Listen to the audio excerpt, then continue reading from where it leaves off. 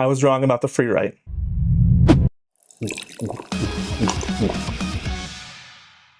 All right, so a while back I made a video showcasing a $30 alternative to the Freewrite product.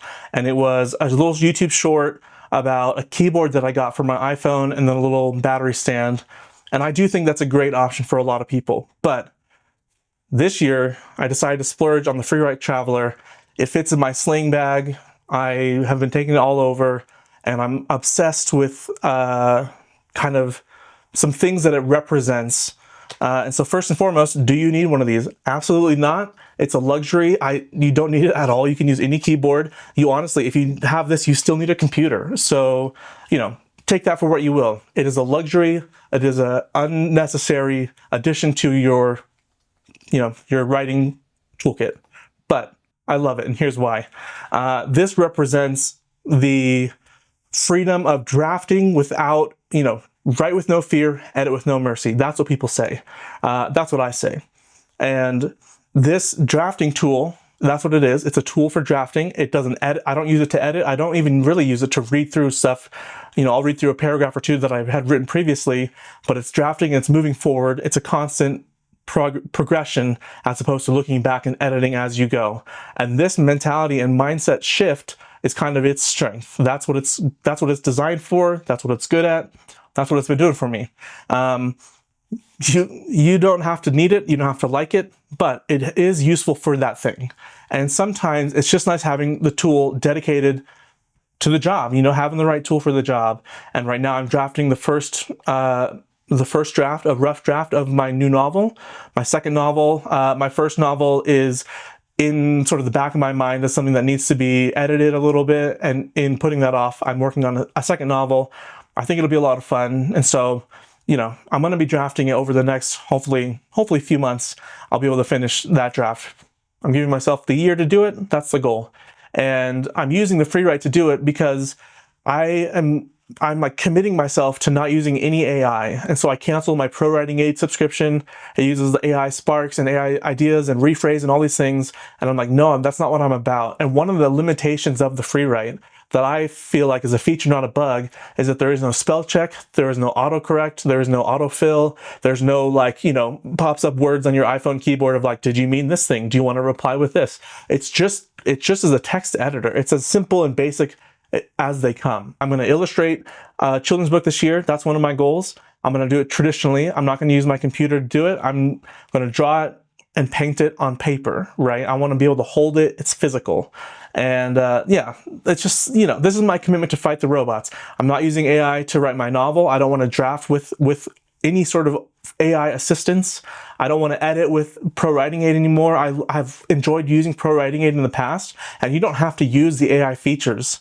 But if instead of buying the lifetime subscription to Pro Writing Aid, you want to say spend $450 on this for Black Friday, that's a valid alternative, and which is what I did this year.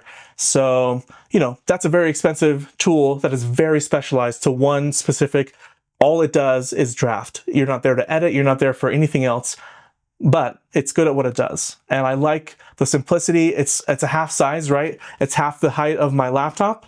And so it fits in my sling bag, which is cool. I've been taking it places, and I'll be at a restaurant for lunch, and I'll take it out and type for 20 minutes and try and do like a 10-minute writing sprint, or maybe 20 or 30 minutes of writing here and there. And it's making a big difference in sort of my mindset when I go places. I'll try and go places. I'm like, I only have 10 minutes, so I guess I'll just pull out my phone and look on Instagram. But instead, it's like, I have 10 minutes. That's enough time for a writing sprint. And my goal this year is to spend less time on my phone, more time creating. And the Freewrite, for all its, pros and cons, is helping me do that. So yeah, I'm into it. I was right when I said there are alternatives to Freewrite. There are other options. A laptop, a keyboard, computer, your phone, Bluetooth keyboard, whatever. All those things are options to write. You don't need a Freewrite to write, but a Freewrite eliminates some of the distractions and gives you a month-long battery that you can just throw in your bag and leave it there.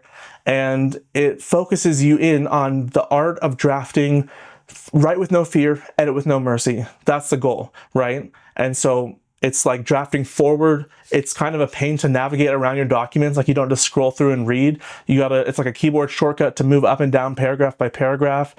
And it's like all these other things that are like, it's it's a limitation. But these limitations that we have for creative projects, right? Maybe it's limiting your color palette or limiting your, tool set for certain projects or whatever. It breeds creativity and innovation and ingenuity and all these fun things. And so writing without spell check I think I'm going to get better at spelling because I'm bad at spelling already, but there's no safety net for spell check. There's no AI rephrase. There's no AI spark idea generation, right? It's just the writing and the drafting and your head and your fingers and your keyboard. And I think it's very exciting. It's very fun. I'm excited to try it. For my birthday this year, I got a dictionary. My mother-in-law got me this dictionary. It's like the collegiate, 12th edition, whatever dictionary. And I'm nerding out about it. I'm very excited about it. They had a commercial leading up to the release of it that was like making fun of AI a little bit and kind of like the large language model that we created, whatever. And it's a dictionary, right? It's paper, it's physical, it's tangible. And that's what I'm all about right now. And so the dictionary, my Freewrite Traveler, and my commitment to illustrate my children's book with watercolor and, a dip pen or whatever it takes to be traditionally illustrated on paper. All these things are like, I am like committing hardcore. I don't want to use AI, right? I canceled my pro writing aid. I canceled my fancy art list subscription they have a lot of AI features now. Not about it. And so I'm doubling down on this idea that I want to create the hard way, right? Easier is not always better. There's like a quote, right? Smooth seas never made strong sailors or something like this. Basically, part of the growth and the progress and the process of learning to draw or to write or to make music or all these things that I love doing, all of these things contribute to growth and personal development, and you don't learn those things taking shortcuts, right? There are sort of faster and easier ways to learn those things, but you still have to put in the work. And AI is taking out that element of learning by trial and error and by persevering through sort of these learning, like growing pains of learning. And yeah, this is my commitment to fight the robots. I'm not about AI. I'm about creating with my hands, myself, and making stuff happen. So, there you go. This ain't the first time